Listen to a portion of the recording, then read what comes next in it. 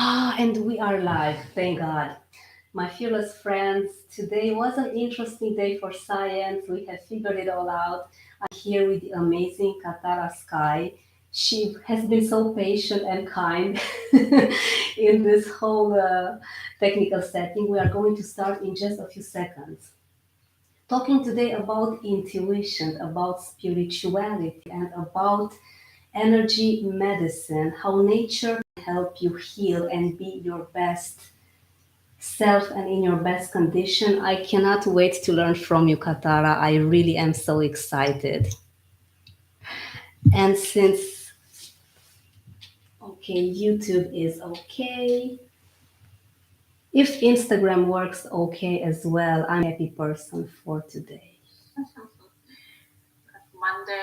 Monday technical difficulties. Yeah. Yes, it seems so. Okay.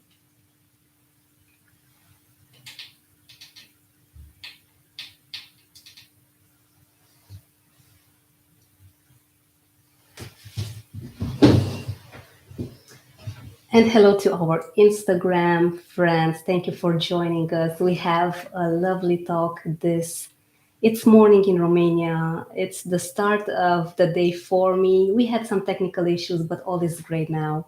Learning from Katara about energy and healing and spirituality. And Katara, I cannot wait for us to start our talk. And if that's okay with you, I'm going to start the actual Spotify polished recording.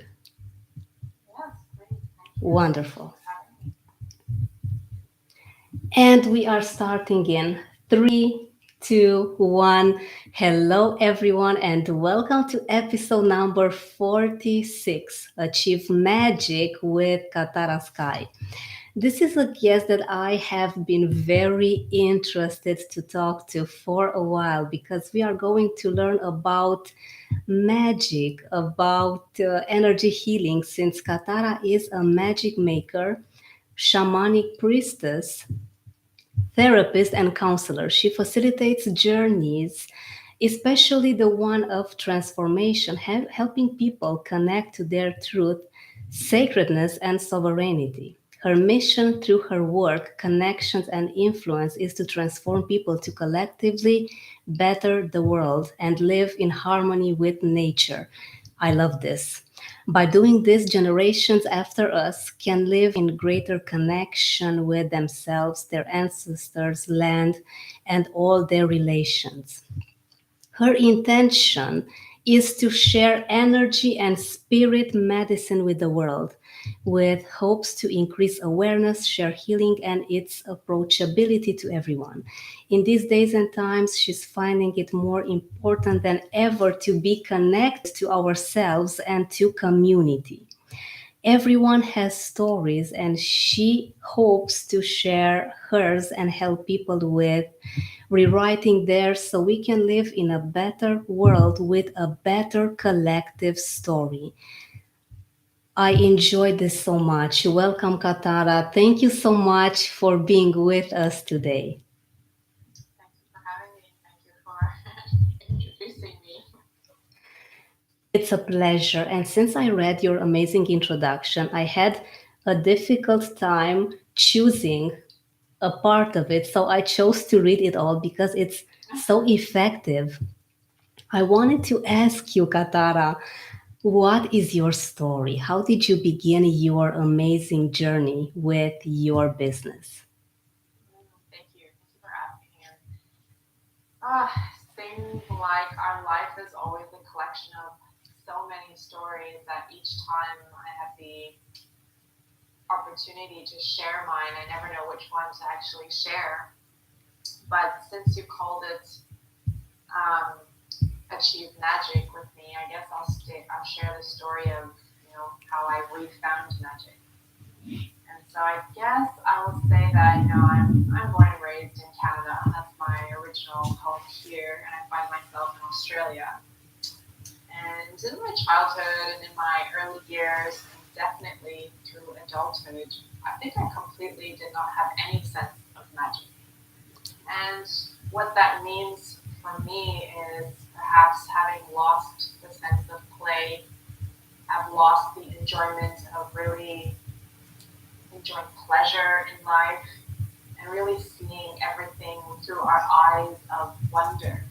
You know, like that's what I feel where magic had gotten lost in so many ways. And so my journey, which is the journey of my own intuition, my own spiritual journey, my own journey into being a healer has been about refinding magic.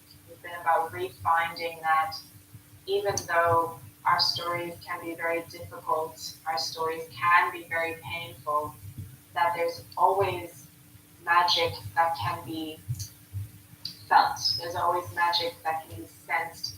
There's magic to every story if we can allow it to help us to grow and to really see the wonder and experience of the human experience. So I feel like this journey of magic and why I'm so passionate about it is about reclaiming and being able to relive in this sense of wonder and appreciation so that we can all really feel good about having this human experience, right? I mean, life isn't meant to be super tough. Life isn't meant to be scarce and fearful. This is a podcast about, helping people with their fear. Life isn't meant for those things. And I feel like if we can re-embrace magic and see the wonder through our pain and through our stories, it can really help you in your personal growth, in your personal story. And so it's helped me. I think that's why that I'm passionate about it. So I went from chartered accountant and businesswoman to being more of a medicine woman, a therapist, a mentor, a facilitator to help people to come back to themselves. That's what I'm trying to do with as much humility and authenticity and integrity that I can. Beautiful. What a story, Katara. Thank you for sharing this because I know it's not the easiest part to know that you were lost. However, the outcome, since you tapped into the magic that you have inside of you, and in a way, I think that we all have magic. Somehow, something happens that we forget. And I would love it if you would tell us in a few words what would be the first step for someone to tap into their magic? What would it take? Oh, what would it take? Well, firstly, I want to agree with you that everybody has magical gifts and magical abilities, and that we are the magic. Okay, it's very cliche for everyone to say you are needed, you are special, but the thing is, you really are, and we really are individual essences of this magic. So my feeling is that everyone can tap into their magic a little bit more by getting a sense of their intuition. I think intuition is absolutely the first door that we must walk through, and that's why I always begin with intuition. In fact, that's the free thing that I always offer, allowing people to experience hey, intuition isn't a one way street. You don't have to wait for it to come to you.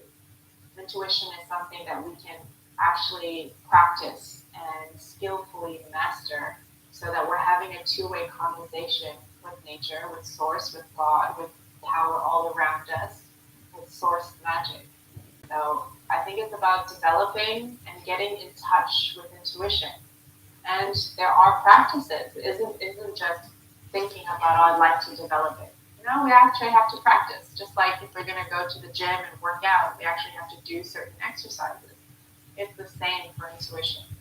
So I invite people to allow themselves to explore what is intuition? How would I even practice that? This is the same way that you would practice any other skill and allow that to be the door to see your own magic and your magical gifts. Does that make sense?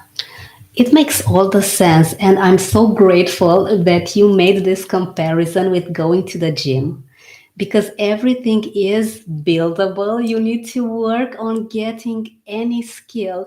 I sometimes hear people saying that if I don't have this certain skill, or if I'm not intuitive by nature, I'm lost. It just doesn't matter. I don't want to go into this anymore. I know that my mom is also more on the spiritual side, and I always felt until a few years ago, I don't have my mom's gifts, so I'll just leave it aside. I'm grateful that you said this. And Katara, would you say that intuition is the same as the gut feeling, or is it something different? Well, it's a good question. I think many of us might experience it as a gut feeling, but the one thing that people don't always talk about is that we all experience intuition in different ways. For some people, it's a gut feeling. For others, it's a deep knowing. For others, it could be voices in your head. For others, it's a whole body sensation, like you might get goosebumps, or you might get shivers, or you just feel this sense of dread or confirmation. Okay. So those are the access senses to the intuition. So access means what is the way that you access information? Is it through a feeling in the body, the feeling sense? Is it the knowing sense? Is it the seeing sense, the hearing? These are all different ways that we actually can experience intuition and experience how we get information. So not everybody gets a gut feeling. Like I don't get a gut feeling, but I think that I'm pretty intuitive. I use it in my work all the time. I'm always having this conversation. And it's a conversation that's happening faster and faster. So it's always like a flow of information as opposed to needing to wait for the gut feeling. Does that make sense? Like, not everybody is going to get a gut feeling because not everybody's access is through stomach or feeling in the stomach. Wow, it makes all the sense. And I think that I am the type of person that feels things through the stomach. And it's interesting how I have all these sensations starting from this area of my body. Thank you for clearing this up. I love this. So it doesn't need to be a specific way in which you can tap to your innermost powerful self and this divine energy that we all have. It's different for No, it doesn't. everyone. It's important to actually explore which one is yours. So you seem Wow. to be in tune with your way. But it's like, well, how do you work with someone that they don't get a gut feeling and they don't get it in the stomach? So it's being able to understand how people's different languages are speaking. And then that way, when you know it, like you know your own system, you learn to trust it. So what about the person that's not getting the stomach feeling? Oh my goodness, do they not have any trust system? Are they just an Yeah. intuitive system? It's not true. It's just Yeah. being able to find the way that is right for them so that they learned their language as well. This is so important. Thank you for mentioning this. Katara, you have some beautiful work with, can I call it meditation, or is it something different that you do through your beautiful music? It is meditation. It's meditative. Probably it's a good opportunity to say that maybe many people know what a meditation is, a guided meditation. So it's guided, and so a lot of the work I do is guiding, it is facilitating. I like to say that the meditations are guided by the energies and the spirit and the magic that is all around. So I'm not really reading from any script. I'm not really planning what I'm going to say.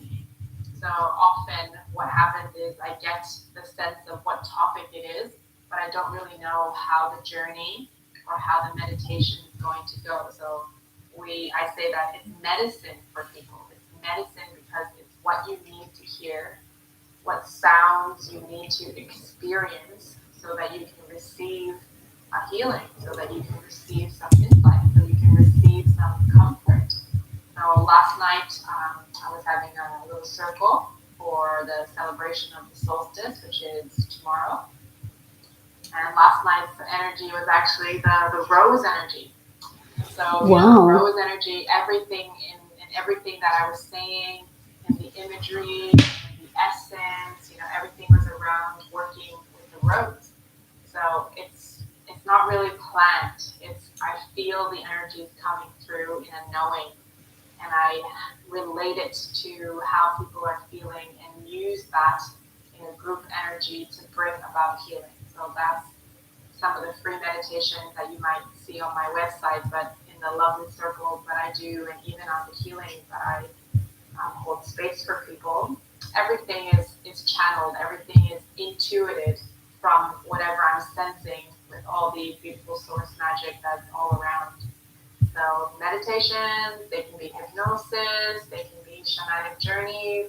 It's all similar ways to help people to get into a different frame of consciousness, into an altered state of consciousness, so that we're not just using our beta brainwaves. You and me having a conversation, we're using a lot of our beta brainwaves, or we're in beta brainwave state. But when we're able to drop deeper into the alpha, into theta, then the healing magic can also occur. So the meditations are intended for that. Yeah, thank you for listening to them. If you got a chance to listen to them. I love your work so much. To me, it's hypnotic. Your voice, even now, and I think that I'm in a trance and I love it. Your voice is so soothing, it's so calming that I could listen to you for days. Of course, I'm not going to keep you here more than a few extra minutes. However, I think that the sound of your voice only is very soothing and healing to everyone listening. And you mentioned the shamanic journey. Would you say that this is similar to healing, or is there a difference between the two? Hmm. Very good question. You know how many times I've asked this question? Mostly for myself so I can understand. When you're a student and learning things, I think it's absolutely healthy to have critical thinking, to have your own discernment, and really understand, reconcile different things that you learn so that you can take away what you need out of it, right? Otherwise, it just becomes very dogmatic teaching, and I don't like that. So let's first go with healing. Healing is so misunderstood, and I feel that everyone needs healing. We can all use healing. And healing comes from, is it Old Gaelic or Old English? I don't know, one of these, ancient Old English, okay? Let's call it Old English. And it means to make whole something. That's what healing, that word comes from. And so if you think about it, what are the things that can allow us to feel more whole? We can go anything from healing conversations, healing foods, healing practices like taking a beautiful bath. These are all, or being in nature. These are all therapeutic and healing to us. And so I find it interesting that people accept how we describe healing when it comes to these things. But then when it comes to, like, let's say, doing some inner work or therapeutic work so that they can feel better as a whole, on their mental level, on their emotional level, on their spiritual level, sometimes people face a bit of resistance when it comes to doing that kind of healing work. So the nature of my work, I say, it's always healing. It is called healing. I don't call them therapy sessions, even though they're therapeutic. There is a counseling nature to them. There is a coaching nature to them, but they're all healing sessions. We are, or I am, a healing presence to use different tools that are in the box in order to bring about the healing that is needed. And so shamanic journeying in relation to healing, so let's say healing is the product. What I want to give you is transformation, and what I want to offer is the opportunity to heal some aspect of self. And then you have different tools that you can use. So if you're a chef in the kitchen and the product is the meal, you can have different experiences of cooking and eating. And the tools that the chef might use are all the utensils and all the ingredients. And so the same for a healer. I have many tools in my toolbox, and shamanic journeying is one of the most significant tools that is used. Shamanic journeying is firstly under the belief system or the idea that we acknowledge that there is spirit all around us, right? And so when I say spirit, there's a life force. There's an energy that animates us. There's an energy that's in the wind, in the sun. There's an energy there. It's not dead. It's not inanimate. Otherwise, we wouldn't be having all these, human experiences. So we acknowledge that there's spiritual and spirit energy all around that is seen and unseen. And so the shamanic journey allows us to tap into different realms or different frequencies, different consciousnesses where we have access to different information than we normally see with our eyes, that we Wow. normally sense with our five senses. So as I mentioned before, if intuition, we have all these ways of getting more information using the inner seeing, your inner knowing, right? Your gut feeling isn't one of those things of seeing with your eyes and smelling with your nose and tasting with your mouth. These are the five senses in your outer. But we have our inner senses, our inside. So that's why most of the time when we journey, when I take people on journeys or when I journey for them, we close our outer eyes and we go to the inside world. And in the inside world, we can explore many landscapes. We can explore all the things, like your emotions and the things that are happening. And we're looking for the unseen energies and helping forces in order to get the healing and the information that we need. So I have not met anyone yet who is not able to journey.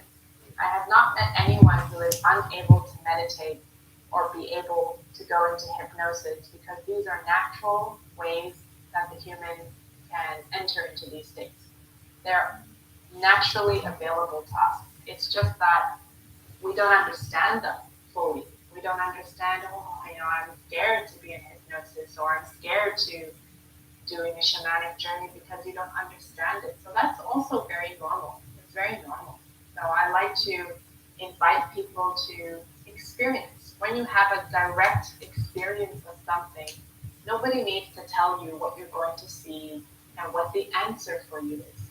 The power of healing can be given back to you, can be given back to the person who's experiencing the journey because you are in direct relationship, you are in direct communion with all that is around.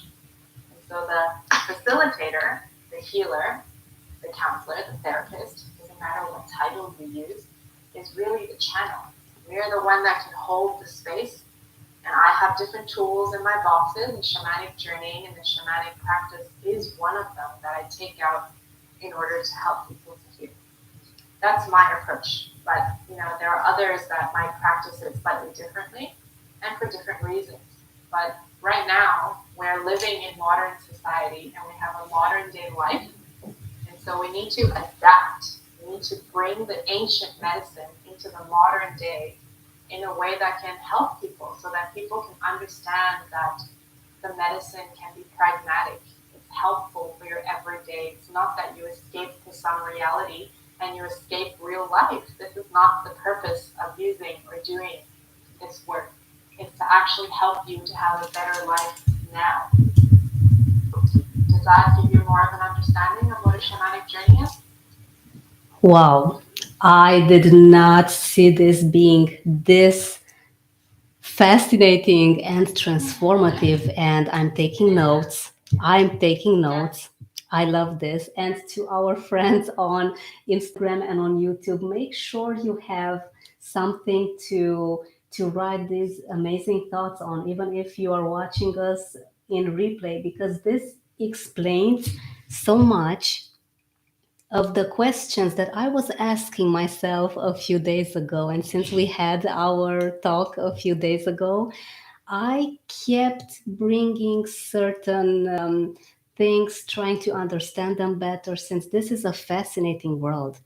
And Katara, you mentioned something very interesting a few minutes ago. You said that certain parts of the self would need to be changed, would need to be altered in order to heal.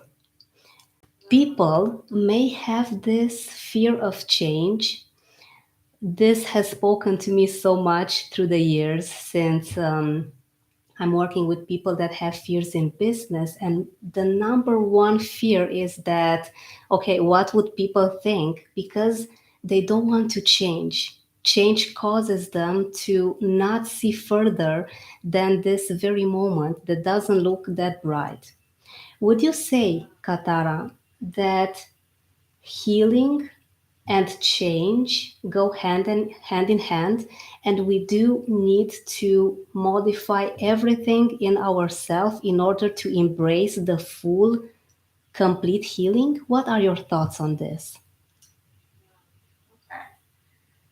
So the information that's coming to me as the example to use, because that's how I answer everything. I never know what I'm going to, talk or say until the guides tell me, "Oh, use this example." So think of think of a dis-ease, which that's all disease is. It's a dis-ease in our system.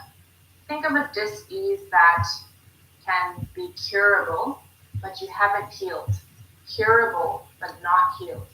So what I mean from that is, let's say you have a breast cancer. Let's just say. And through the tools that the Western medical system has, you may successfully remove all the tumors on, the cause of this issue. But if that person, which has been cured of the breast cancer, right? Because you no longer have the bad cells in your body, you've been cured of this. That person can potentially still feel grief, still feel unhappy, unfulfilled, victim mentality, like so many things. And so you could be you can be cured from a thing that has happened for you, an opportunity for you to look at, but you can remain wounded from it. And then that's why there's a difference between curing and healing. And so for every one of us, no matter what our struggle is, and I know that for your listeners, it could be about changing themselves, embracing new career changes potentially. It could be about starting the dream business, whatever it is. I 100% believe that there is a process of healing related to this because it's the aspects, parts of yourself that remain wounded, and therefore it's a resistance on your path to do what you want to do. Now, for your listeners, what they want to do is, let's say, create the business, start the business, better business, whatever it is. So the wounding, the things that keep us from getting there, are things like limiting belief patterns. I'm not good enough to do it. I'm not skilled enough. I have failed in the past. So the thought patterns that are there. And that is something that does not require a cure, but it requires healing to make ourselves whole so that we don't have those thoughts, but we have the things and the beliefs such as not just confidence, but to feel that we deserve those things. I deserve to have the job that I dream of. I deserve to feel enough, right? It's our birthright. So those are actually wounds, our limiting thoughts. I would see them as wounding. And then, of course, they can come from so many places, whether it's from our past relationships, failed businesses, our childhood, our past lives. That's a whole different conversation in itself. But all of these present as potential wounding. And so, therefore, it presents this big thing that you're talking about, fear. And if there's only two categories of emotions, because I know there's a whole emotional wheel out there, it really comes down to we can either do things that are of the fear vibration and all the different aspects and colors of fear, or we can do things out of love and all the different aspects and variations of love. And if you change that a little bit, perhaps it's light and dark. Perhaps it's good versus bad. There's so many ways that you can look at it. But fear is such a big monster. And some of us are so afraid to look at it because we have pain. We don't want to get hurt. We don't want to fail. We don't want to go into the unknown because we don't know what's there. But standing and only looking at fear, it's like you're looking at the closed door when I'm just on the other side. You can say the love vibration, all the possibilities, the opportunities, the bliss, the abundance that is available. When you cannot move through, you're also stopping yourself from all the potential that is on the other side of fear. And so everything that presents in there around the fear and it's in the way of you having the business or the dream job you want or the dream life you want is a wound. These are all wounds. And we have plenty of them. I would make you a list of a book long to tell you about my wounds. And this is, again, normal. People don't feel that you're alone. We all have our wounds. But the bravery in us is in us being able to look at the wounds and transform, completely transform, not just incrementally change. I want people to transform, and I'm sure that your work helps people to do that as well, to transform themselves so completely that the fear itself is transformed. And that is the spiritual journey, that is the healing journey, that is the life journey. Does that resonate? You made such a great comparison between healing, which is actually energy healing, energy medicine. Now I understand how it all connects. And being cured, it's something completely different. Indeed, being cured is when you take something out, but you didn't get the cause out of the system because the cause is still your energetic field that was not healed yet. Yeah, it's the integration. And unfortunately, there are many systems. I mean, I totally appreciate Western medicine, okay? Don't get me wrong. But sometimes we're not looking at things on a whole. And on a whole, we have a body we need to take care of. We have an emotional body we need to take care of. We have a mental body to take care of. We have a spiritual body. It's just that it's easier for us to recognize when the physical body needs something, right? So when we use the gym example again, it's easy to know that you're not taking care of your physical body because it's in your face. You can see it if you're not looking healthy, right? If you're looking at skin, if you're looking at, I don't know, weight, it's very obvious, right? But if you have a mental wound, if you have an emotional wound, if you have a spiritual wound, it's a bit harder to see. If you're not, you're not bleeding, how do I give you a band-aid for that? How do I give you what you need for that? The medicine for the mental, emotional, energetic, spiritual wounds are a lot harder to see, are a lot harder to diagnose, and a lot harder to help people to get what they need because this isn't something that you can consult a book and you're saying, oh, you have fear of starting a business. Let me give you 3 doses of this and 2 doses of this. Like, unfortunately, it doesn't work like that. So we have to look at the system as a whole. The fear is everywhere in us, including our bodily response. So think of fear if we're fearful of somebody. Our body responds in a certain way. You might turn away from them. Our thoughts, oh, they're not safe for me. That's the fear response. Our emotions, we might start sweating. So how we respond to fear depends where the wounding comes from and how we then give it the cure and the healing that is needed for that person. And that's different for everyone. So people need to understand that healing isn't just for people who, I don't know, like are in desperate situations. We can all use healing. I'm doing healing, every week. Every week, this is the tough now. This is not a tough journey. It's a playful journey to find magic. It is. But during that time, you have time for play and you have time for serious work. Yeah, like I'm smiling, I'm enjoying my work. This is part of work. We get to laugh and share our beauty and our gifts. But on the other side, there are moments when you're crying and you're working on things because, yeah, it takes a bit of work. There's balance in things, isn't there? And I'm sure that you've done a bit of work yourself and you know that it's not always going to be easy. Everything comes in balance. Indeed. I always say that fear is natural.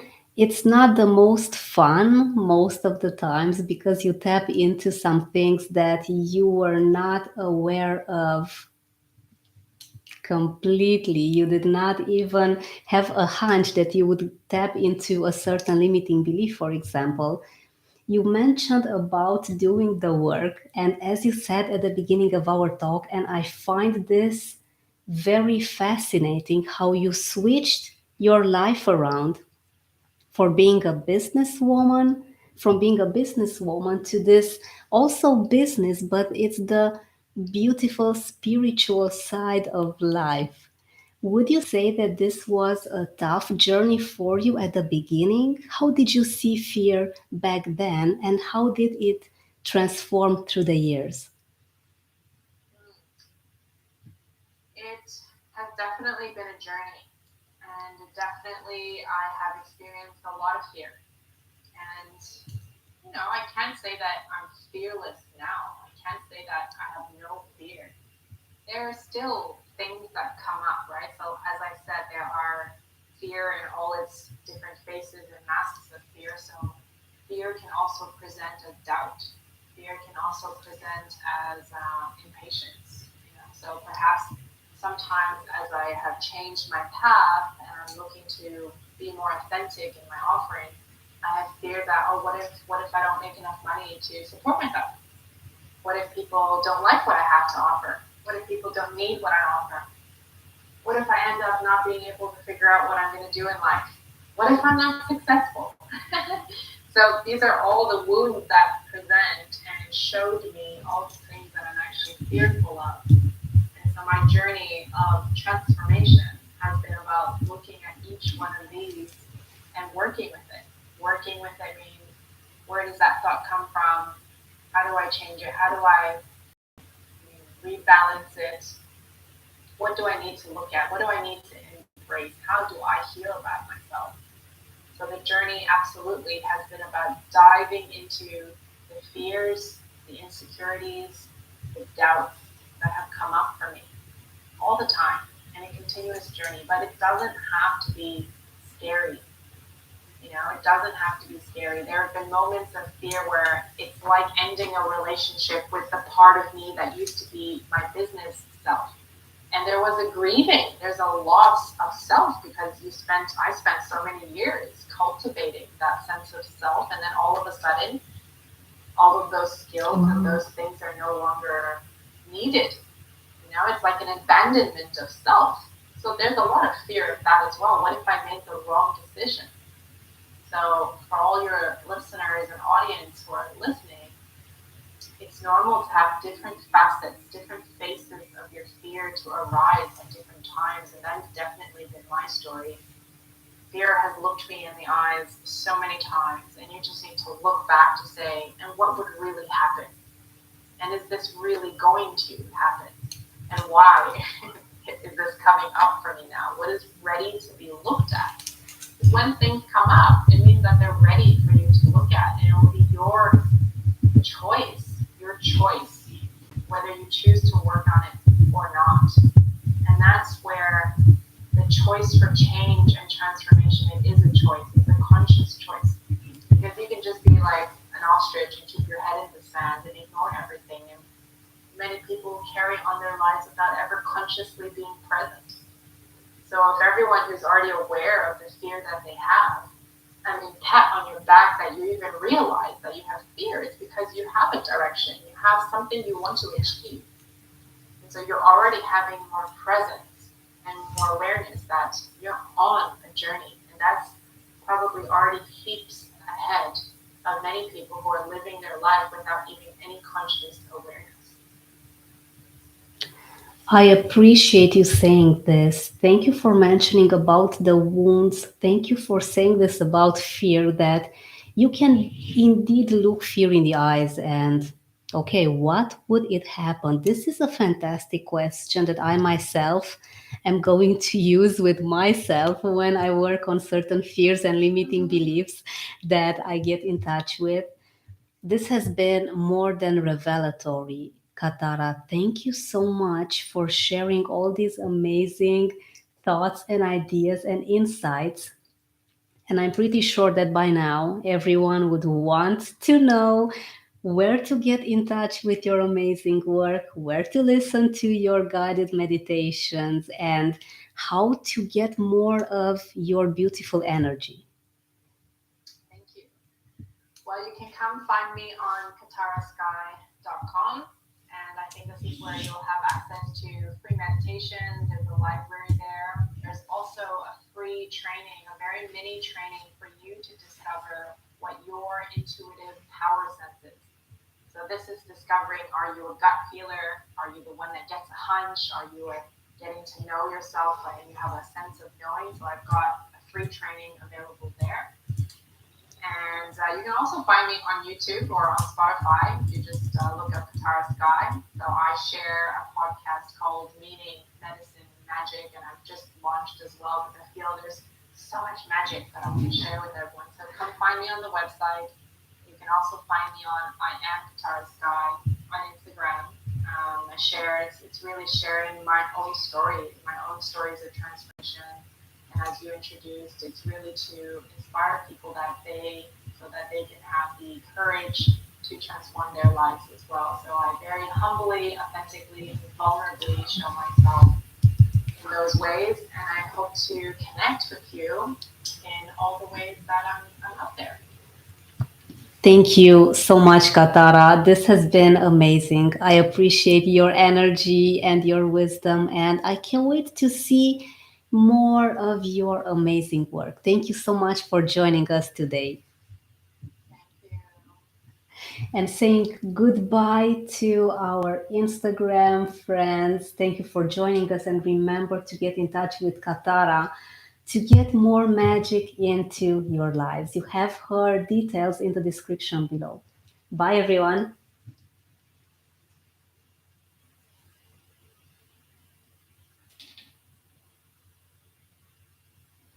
Okay, and goodbye to our YouTube friends as well. It has been lovely having you with us.